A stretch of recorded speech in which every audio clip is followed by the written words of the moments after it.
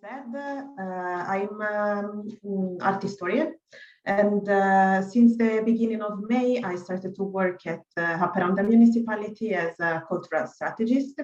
So I'm very new to the place, but actually I sent my application and I was really interested in starting working there because I think that Haparanda has really significant features. I cannot. Yes. So as you may know, Haparanda is a very small municipality actually, and it lies on the border between Sweden and Finland. It's a twin city of Tornio in Finland, and it is located in Tornio Valley. As you see here, there is the river separating Sweden from Finland, and the river is basically the border between the two countries. And it's a particular valley with a specific culture, Tornedalen culture. And it has just, as said, 4,000 inhabitants, exactly like the village I'm coming from, the Italian village I'm coming from. And I really like the idea of transit, as Irina said before about Murmansk as well. And I really find interesting the fact that the place is multilingual. So the official language is obviously Swedish, but Finnish and Meänkieli are also two languages that basically everyone can speak. Yeah, me not yet, but I'm going towards that direction, hopefully. And yes, today I'm going to present you more or less some of the features of the city of Haparanda. And hopefully we will find some point of connection and we can start cooperating in some way. Here in the center, there is the main square of the city, very small, but kind of significant to me because actually I'm living in Luleå and commuting to Haparanda. And what I miss a lot in Luleå is the presence of a square, while there is a very small one, but still there is Haparanda. As you can see here, Haparanda has a program, now has a series of artworks pertaining to a public art project that started in 2004, if I remember correctly. There is also a program of art residencies that started quite recently, and I'm going to talk about that a little bit. It is a place where you can find nature, a lot of it, but also architecture and in general cultural heritage. So there are a lot of starting points where one can work on. So first of all, yeah, regarding public art, I must say that I've always been impressed when visiting Haparanda, and there is this promenade by the river, so exactly on the border between Finland and Sweden, where you can see some of the most interesting artworks within the city. Most of them were conceived by local artists from Norrbotten in general, but not all of them.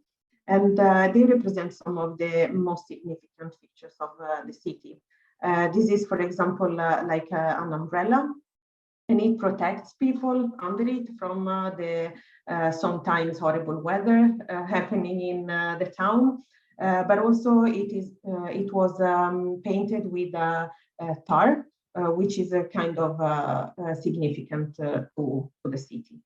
And here, for example, it's like an artwork by Victoria Andersson from Luleå, from Kiruna actually. And she wanted to represent and to have a connection with the Struve geodetic art, which is now a project ongoing within the municipality, and I'm participating in.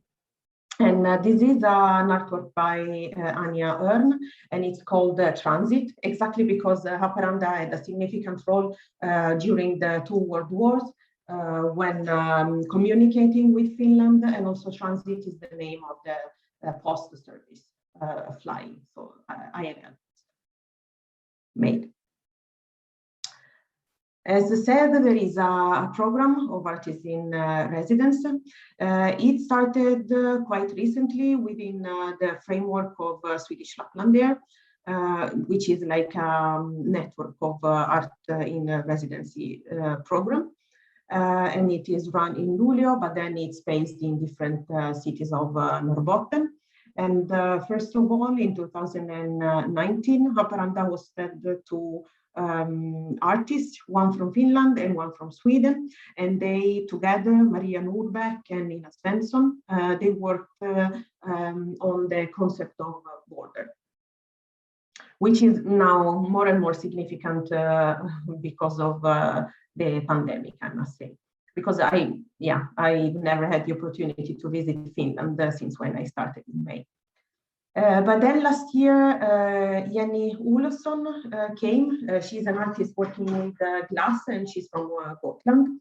And she had a 1-month residency, and she developed like a project. And maybe if we will have the opportunity, we will host her again next year for an exhibition. And this is one of the projects we are working on right now.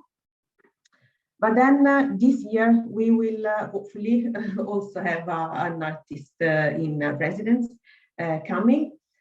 We are planning a residency for the months of October and November. We are contacting right now an artist to invite, so I cannot say more, but we are actually, again, working on it.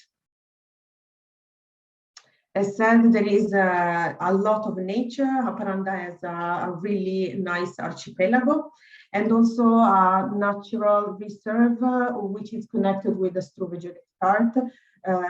Struve was a scientist who, through a series of triangulations, tried to calculate, and he realized that basically the Earth was not perfectly rounded.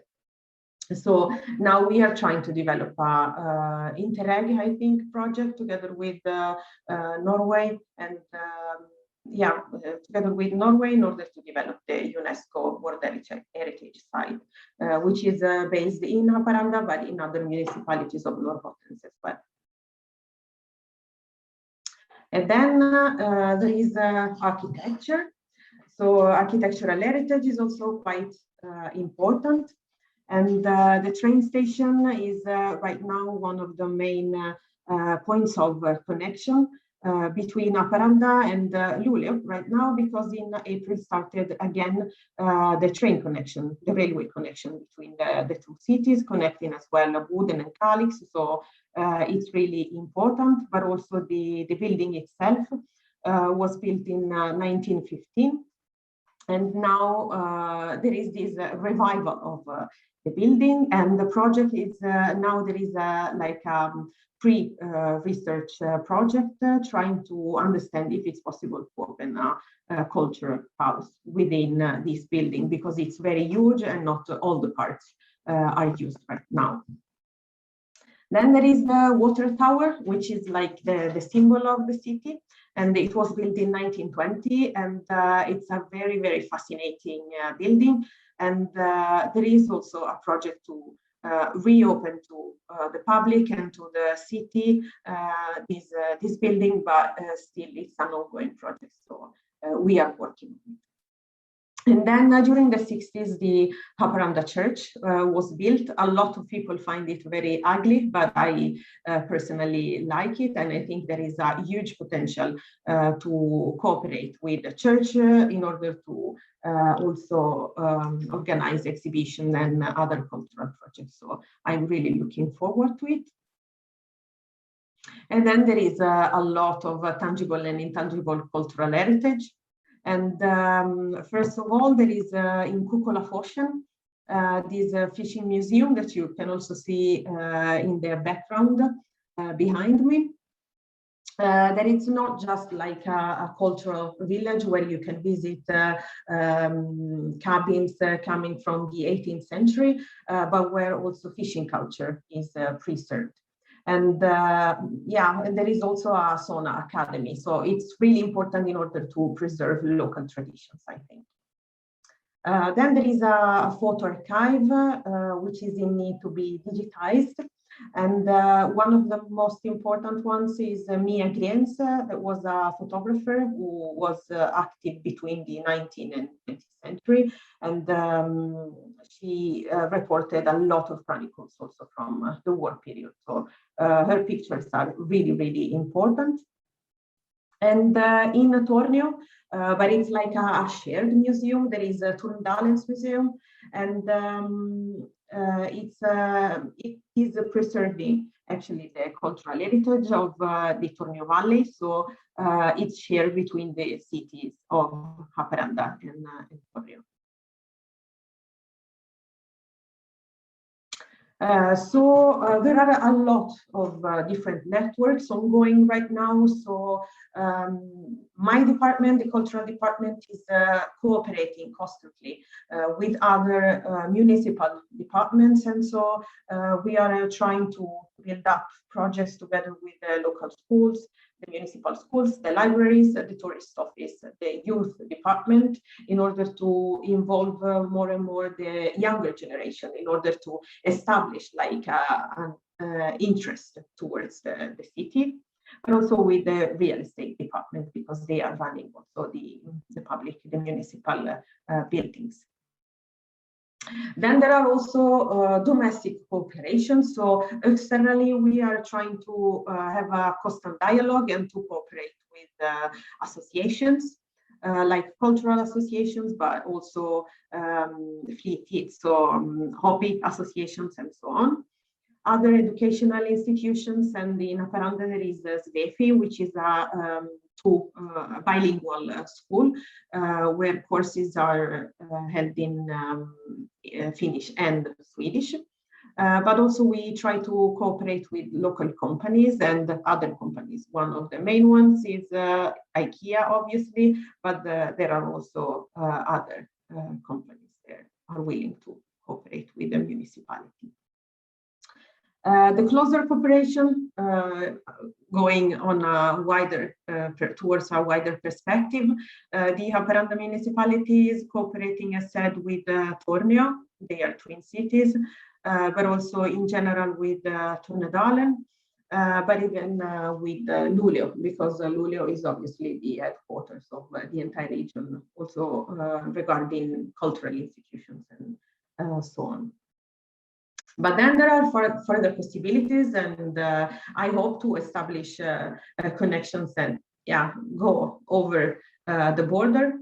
So they can be national as well as international with Scandinavia, but also with the rest of Europe. But there is also the really important cooperation within the Barents region, actually.